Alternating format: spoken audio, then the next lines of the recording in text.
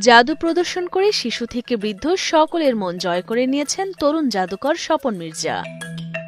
কখনো জাদু দিয়ে বানাচ্ছেন বাংলাদেশের পতাকা, কখনো বানাচ্ছেন নানা রঙের কাগজের ফুল, আবার কখনো খরগোশের মাথা দিয়ে বানাচ্ছেন তরমুজের ফালি।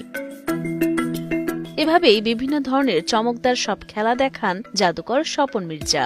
আমার যে ম্যাজিকগুলো আছে, ঝিকঝাক লেডি আছে, তারপর হচ্ছে আপনার ডাব পেন আছে, তার ফাঁসি স্টিক রয়েছে, প্যাগোডা রয়েছে, অ্যাপারিং ক্যান রয়েছে, পিকচার টু ডাব রয়েছে, ফেদার টু আমব্রেলা রয়েছে, এ ধরনের অসংখ্য ম্যাজিক আমি আয়ত্ত করেছি। ইতিমধ্যে 1000+ করেছি। ছাতা হওয়া, মুখাগুন নেওয়া, পাখি হওয়া আমার খুব ভালো লাগে। স্বপন মির্জা জানান, বিস্ময়কর জাদুর প্রদর্শনী দেখিয়ে সম্পন্ন করেন বিএ পাস।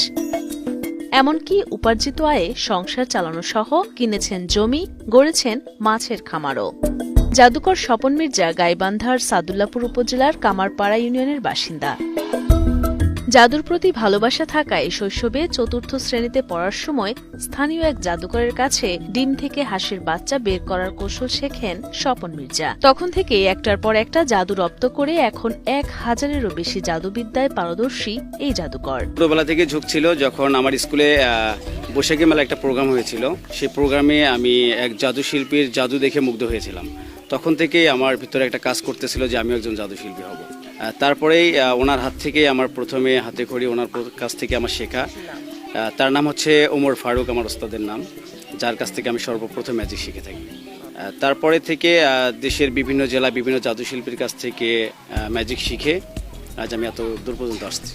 দেশের গণ্ডি পেরিয়ে ভারতের 5টি প্রদেশেও জাদু দেখে এসেছেন তিনি। জাদুশিল্পী হিসেবে বাংলাদেশ শিল্পকলা একাডেমি সহ বেশ কিছু সংগঠন থেকে পেয়েছেন সম্মাননা। তবে সময়ের পরিবর্তে কাজের সুযোগ কমে যাওয়ায় আর্থিক দিক দিয়ে অসচ্ছল এই জাদুশিল্পী। এই সময় আসলে একটু খুব সমস্যার মধ্যে আছি, কারণ বর্তমান পরিস্থিতির কারণে আমার কোনো প্রোগ্রাম হচ্ছে না, ভালো কোনো ইভেন্ট পাচ্ছি না। বা আগে গভর্নমেন্টের কিছু প্রোগ্রাম ছিল, সরকারি কিছু প্রোগ্রাম ছিল, সেগুলো করতাম, বা ভালো ভালো কনসার্টে ইনভাইট করতো, সেখানে যেতাম, সেখান থেকে ভালো একটা মুনাফা পেতাম আর কি। আর বর্তমান এটা সেরকম কোনো ডাক নেই বিধায় আমি একটু সমস্যার মধ্যে পড়ে আছি।